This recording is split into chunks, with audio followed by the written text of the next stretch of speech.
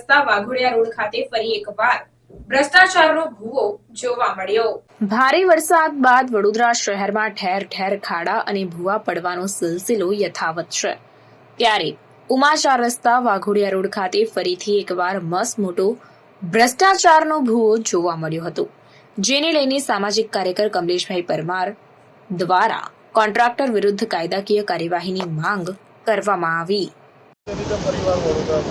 વડોદરા શહેરમાં આવેલ જે ઉમા 4 રસ્તા પાસે આજે ફરીથી એક મસ્ત મોટો ભૂવો પડ્યો છે। વડોદરા શહેરનું નામ ભુવા નગરી પડ્યું છે, ખડોદરા નગરી પડ્યું છે, છતાં પણ વડોદરા શહેરના નેતાઓ દ્વારા કોઈપણ જાતનું એક્શન લેવામાં નથી આવતું। આજે જે કહેવાય છે કે આ મસ્ત મોટો ભૂવો જે પડ્યો છે એનું રોડનું કામ ટૂંક સમય પહેલે જ કરવામાં આવ્યું હતું, પરંતુ કંઈક ને કંઈક લાગી રહ્યું છે કે કોન્ટ્રાક્ટરો, અધિકારીઓ અને નેતાઓની 3ની ટકાવારીના કારણે વડોદરા શહેરની અંદર અવારનવાર ભૂવા પડતા હોય છે। એટલે ખાસ કરીને વડોદરા શહેરના મેયરશ્રી, કમિશનરશ્રી, ચેરમેનશ્રીને આપના મીડિયાના માધ્યમથી અપીલ છે કે આવા કોન્ટ્રાક્ટરોને તાત્કાલિક ધોરણે બ્લેકલિસ્ટ કરવા જોઈએ અને અધિકારીઓને સસ્પેન્ડ કરવા જોઈએ અને વડોદરા શહેરની અંદર એક દાખલો બેસે એ રીતની કામગીરી કરવી જોઈએ। કારણ કે વડોદરા શહેરની અંદર અવારનવાર જ્યારે ભૂવા પડતા હોય અને વડોદરા શહેરનું નામ ભુવા નગરી પડ્યું હોય તો આ વડોદરા શહેર માટે ખૂબ જ શરમજનક બાબત છે। એટલે ખાસ કરીને વડોદરા શહેર સ્માર્ટ સિટી છે, ત્યારબાદ જે ક્રિએટિવ સિટી બનવાની વાત થઈ રહી છે, ત્યારે ખાસ કરીને આવા તમામ ભૂવાઓ જે પડી રહ્યા છે તો આવા કોન્ટ્રાક્ટરોને બ્લેકલિસ્ટ કરો, જેથી કરીને વડોદરા શહેર સ્માર્ટ સિટી બની શકે।